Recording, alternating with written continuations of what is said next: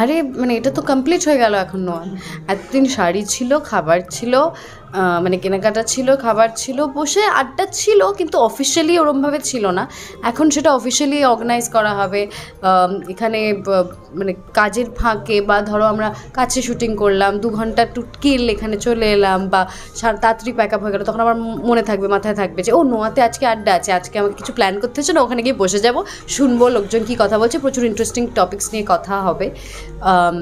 অনেক গুণীজ্ঞানী মানুষরা ওদের এক্সপিরিয়েন্স শেয়ার করবে, ওদের অভিজ্ঞতা শেয়ার করবে, বক্তব্য প্রকাশ করবে, সেগুলো শোনাটা আই থিঙ্ক আমাদের জেনারেশনের লোকজনের খুব দরকার। স্ট্রেস নিয়ে আমরা যেটা কথা বলছি, দিদি বলছেন স্ট্রেসের জন্য আলাদা করে একটা সেমিনার রাখবেন, তো সেইটাকে মানে শুনতে চাও? কারণ ইয়ং জেনারেশন কিন্তু স্ট্রেসফুল লাইফ আমার।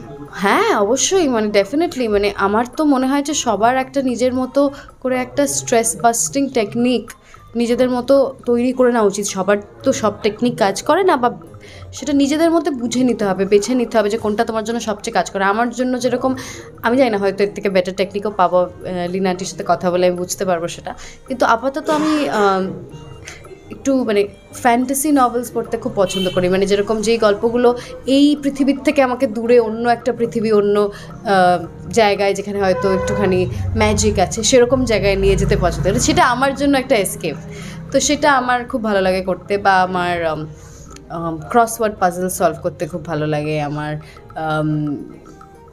মানে বিভিন্ন রকমের মানে খুব নার্ডি জিনিসপত্র। শোনো, আমাকে খুব বোরিং আমি, ঠিক আছে, আমি খুব ইন্টারেস্টিং কিছু করতে ভালোবাসি না, আমি বই পড়া থেকে শুরু করে ক্রসওয়ার্ড পাজল করা, এগুলো করি আমি মেনলি। হ্যাঁ, আমার স্ট্রেস রান্না করলে আমার একটু স্ট্রেস রিলিভ হয়। সময় হয় না, কিন্তু যদি রান্না করা যায় তাহলে হ্যাঁ, মাটন ধরো, বা ডিপেন্ড করছে মানে যেটা আমার মুড হলো তখন, বা আমি ধরো কিছু দেখলাম অনলাইন, সেটা আমার মনে হলো যে আমার বানানো উচিত, ট্রাই করা উচিত, তো সেরকম জিনিসপত্র। যেরকম আমি টার্কিশ এগস খেয়েছিলাম একবার, আমার এত ভালো লেগেছিলো যে আমি যেটা বাড়িতে বানাবো। এখন ওটা আমাদের একটা ব্রেকফাস্ট টেবল হয়ে গেছে। আমি ওটা আমাদের বাড়িতে যে কাজ করেন তাকে শিখিয়ে দিয়েছি, সে এখন সকালবেলা বানিয়ে দেয় মার জন্য, দিদার জন্য, সবার জন্য। শেষে প্রশ্ন করবো, আমরা দাদার কথা শুনছিলাম যে প্রেমে অসফল, এটা এখন আমাদের জেনারেশনে খুব বেশি হয়ে যাচ্ছে। আজকে প্রেম করলাম, কালকে ভেঙে যাচ্ছে, এটাকে তুমি কীভাবে হ্যান্ডেল করো, বা তুমি যদি কিছু সাজেস্ট করো দর্শকদের জন্য? আমার মনে হয় সব কিছুই ভেবেচিন্তে করা উচিত। ইনিশিয়াল রাশে না বয়ে গিয়ে একটা বন্ধুত্ব তৈরি করা উচিত প্রথমে।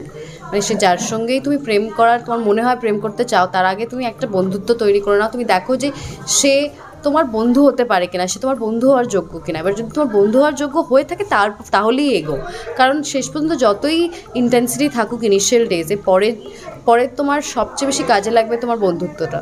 তো দ্যাটস ইট।